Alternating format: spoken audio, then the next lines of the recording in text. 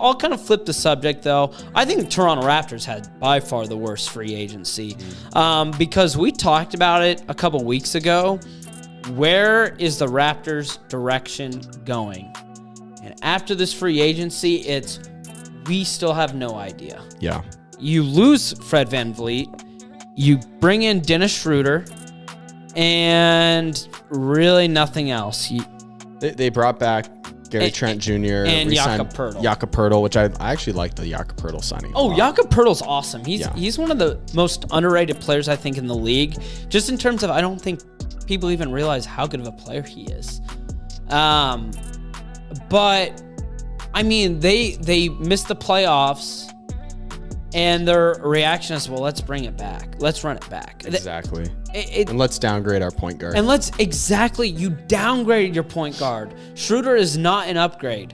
And I get maybe it's a salary thing, but man. Well, yeah, the Rockets, not to bring it back to them, but wholly overpay. Yeah. $130 for 3 years for Fred Van Fleet. Are you kidding Which me? I love. Shocker legend. Yeah. Shocker legend.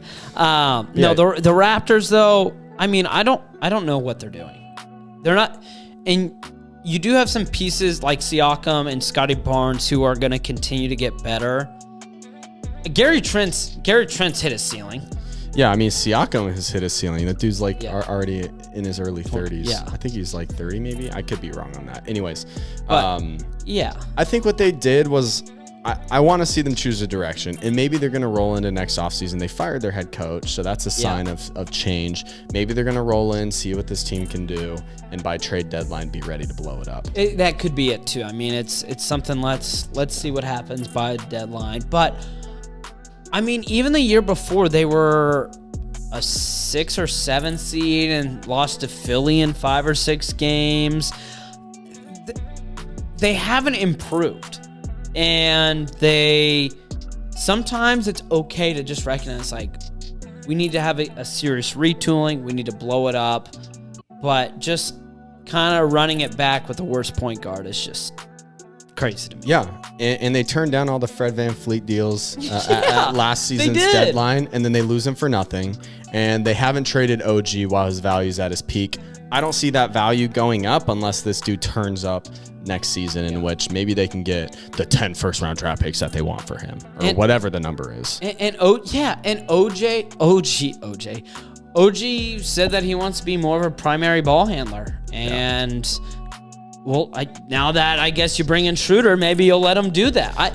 I don't know what they want to do. If I'm their GM, dude, I'm going youth, building around Scottie Barnes. Let's freaking do it. If you really believe that this dude's the franchise, then start making some of these moves and sell these guys while they still have value and while you still can get something for them. You can't let a Fred VanVleet go. Like, come on, you guys. Yeah, because you could have probably gotten a couple first-round picks for him. Absolutely. Or young pieces. Yeah, maybe a young piece, maybe a first-round draft pick. Yeah, it just those are the moves that, you know, if you, like, I'll say as a Denver fan, you're like, man, I'm glad I have a competent front office. Yeah. That at least, and especially what's funny is their front office has been regarded as amazing. Ujiri, he's loved. So we're two dudes that, you know, are just fans. Maybe we're wrong, and maybe the experts are actually right. But from our seats, it looks awful. And the NBA is very much what can you do for me now, because the Kawhi Leonard move and winning that championship deserves to be highly regarded. But really, post-Kawhi, it's been this purgatory of we don't really know how to build this roster. And then Nick Nurse kind of, when he left, he was like, good luck with this team.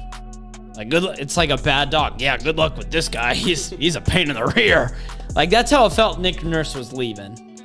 Yeah. So, honestly, this is a huge season for Scottie Barnes. If he can show what he showed in his rookie season, this franchise will be okay, because he showed flashes of being a top 10 talent in the NBA. Yeah.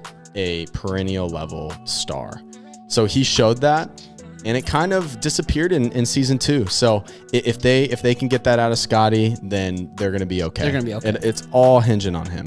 It is, yeah, which is a lot of pressure on you, Scottie, and I know you're a listener, but it is important to recognize that you need these young players to develop in order to ultimately be a contender and play for a championship. Absolutely. They're not playing for a championship next year. I can say that on the record. I like that. You like that? I'll say it on the record as well. Lock it in. Lock it in. It's July 3rd, 2023. It's easy. July 3rd, Raptors not going to be a championship contender next year. Beautiful. Oh, you're still here. Well, while you're here, why don't you give us a like, subscribe, and follow us on Instagram at Small Ball Podcasts.